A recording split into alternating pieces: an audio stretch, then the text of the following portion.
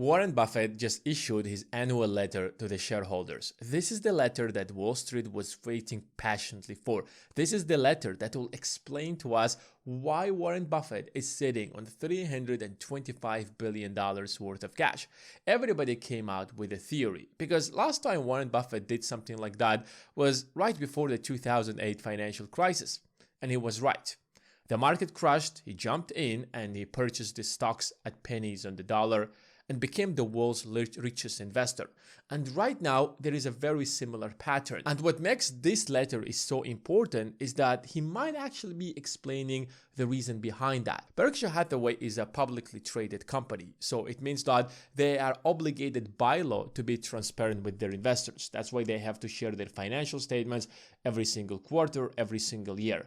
But some CEOs take it one step forward and they share their ideas and the strategy behind the business and the company in their annual shareholder letter. So let's go through the entire letter. This might be the message that will explain to us what exactly is happening with the market. Are we expecting a crash or something entirely different is waiting for us? So if you're ready, give this video a thumbs up and let's dive right into it. Now, he starts the letter by admitting some of the mistakes he made in the stock market. As an investor, it's impossible to get into the market without making some mistakes. Because when you're analyzing a company and you're trying to predict the future based on the information that you have. So even if you have all the right information in place, you still could make a very bad investing decision because a wrong person could come and take over the company and you have no influence over that person and he might literally just destroy the company. And since you are an investor in that business, you are going to lose money alongside that company, which is why it's normal. So he's trying to be very humble over here, trying to say that, yes, I'm not perfect. I have made mistakes, even though that he is the most successful investor of all time. But here is what actually gets interesting. At 94, it won't be long before Greg Abel replaces me as the CEO and will be writing the annual letters. He understands that he doesn't have a lot of time left since his long-time business partner Charlie Munger just passed away recently. And he knows that this actually might be the last letter that he's writing to the shareholders.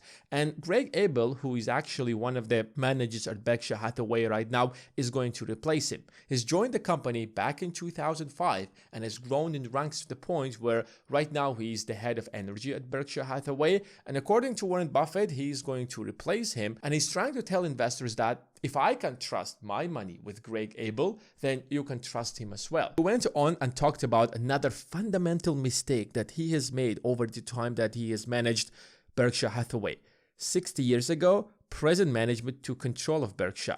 That move was my mistake, and one that plagued us for 2 decades. Back in the days, Berkshire Hathaway was a textile business, and Warren Buffett saw in Berkshire as an undervalued company that is being sold at a huge discount. But he was wrong, because it was a company that was headed into bankruptcy and he made a very, very bad deal buying that company. Berkshire Hathaway paid far more in corporate income tax than the US government had ever received from any company. So even though that he has made a huge mistake buying Berkshire Hathaway company that's supposed to go bankrupt and turn it into one of the most successful businesses that we know today that's worth over $1 trillion and has paid billions of dollars in corporate income tax. Because we have companies that worth trillions of dollars, such as Amazon, Google, but they don't pay as much taxes as Berkshire. But let's be honest, it's not every single year that they pay so much in taxes. Because last year, they spent majority of the year selling stocks, especially Apple stocks.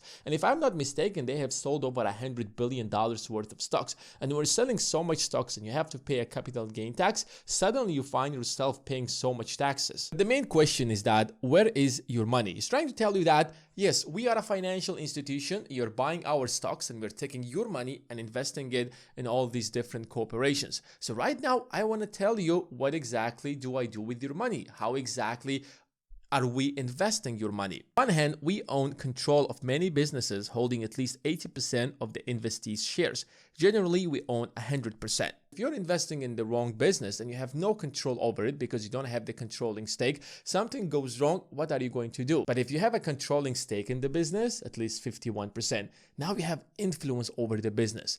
You don't like the CEO, you change the CEO. You don't like the structure of the business, you change the structure of the business. The supply chains are not effective, you put the right people to make that supply chain much more effective. And if you can buy 51% of that business, why wouldn't you actually buy 100% of that business? You have full control of the business. It's a great business. It's making a lot of money. This is the best investment that you should actually make. On the other hand, we own small percentage of a dozen or so very large, highly profitable businesses with household names such as Apple, American Express, Coca-Cola, and Moody's. These are the companies that Berkshire Hathaway has absolutely no control. Apple worth $3.5 trillion. Can Berkshire buy the entire Apple? Well, absolutely not, because Berkshire is worth $1 trillion. Apple is worth $3.5 trillion. The same thing with American Express, Coca-Cola, even though that these are much smaller company. If I'm not mistaken, Coca-Cola is worth $250 or $300 billion. So if they're going to own the entire Coca-Cola, that's a third of the entire valuation of Berkshire Hathaway. He goes on and talks about his cash position. Despite what some commentators currently view as an extraordinary cash position at Berkshire, the great majority of your money remains in equities. Investors are worried. Why is Warren Buffett keeping so much cash? Why is not investing our money when the market is growing? And his response is, calm down, most of your money is being invested in businesses, even though that a lot of people, even though that we have so much cash actually. Berkshire will never prefer ownership of a cash equivalent assets over the ownership of good businesses. Buffett is directly telling investors that he doesn't like keeping cash, even though that he has a few hundred billions of them, but he can't find a good business in the market. Because unlike you and me who are investing much smaller amounts, Warren Buffett is investing like hundreds of billions of dollars, and for that kind of money, it's very difficult for you to find a really great business, a business that is not simply going to grow as much as the S&P 500, but where he can actually get extraordinary returns such as 18, 20, 30, 50, or in some cases, maybe 100%. Paper money can see its value evaporate if fiscal folly prevails. He's literally saying that we cannot trust paper money because at the end of the day, the politicians who are taking these decisions can actually start printing more money than they should be in the economy, and that will lead to massive inflation. He's literally acknowledging the fact that the United States can possibly experience something like hyperinflation in the foreseeable future. And that's why it doesn't actually make sense to keep so much cash. So he understands the danger of keeping that cash because that cash is actually going to lose most of its value over time. In our country's short history, the US has come close to the edge. So the US came very close to the point where it could actually experience hyperinflation. Thankfully, some good decisions have been made over time and that didn't happen. But still, he's saying that we're not ruling out that situation. I'm not ruling out that outcome. It could actually happen. And that's why I do not want to actually keep that money in cash positions. I'm actually looking for good businesses. Businesses as well as individuals with desired talents, however, will usually find a way to cope with monetary instability as long as their goods and services are desired by the country's citizen. If you're investing in a business and there is hyperinflation in the country and the inflation is getting out of hand, then those businesses that are producing goods and services, they're not going to lose their value. In fact, they will retain their value, and even though there is going to be some really huge crisis, their value could actually increase because their goods and services are in demand.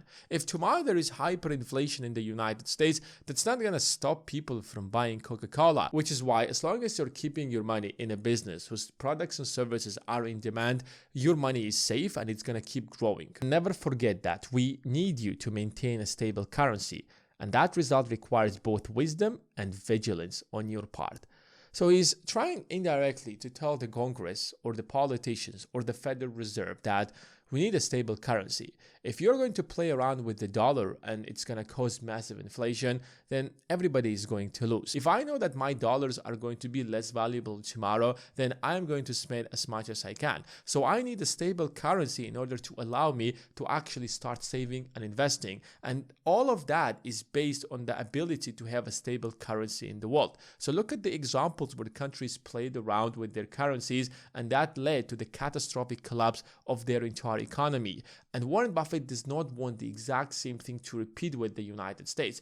And if he wouldn't see such a risk in the US, he would probably not add it in his annual shareholder letter. Especially this letter could be his final letter. What conclusion can we draw from the annual letter to shareholders? First of all, he understands that he's leaving Berkshire pretty soon. It might be this year, maybe next year, maybe a few years down the road. Secondly, he's worried about the US state of the economy. He's worried about the dollar. He's worried about the possibility of hyperinflation in the United States. And he's trying to warn all of these politicians that, please guys, for God's sake, do not play with the monetary policy. Do not start printing money. What made us rich and great in the first place is the fact that we were producing more than we are consuming. And we started saving some of that money and investing it wisely in the stock market. And if we ever play around with this system and break it up, then the United States is not going to be the greatest country in the world and the wealthiest country in the world. So let's calm down, bring inflation down, and try to create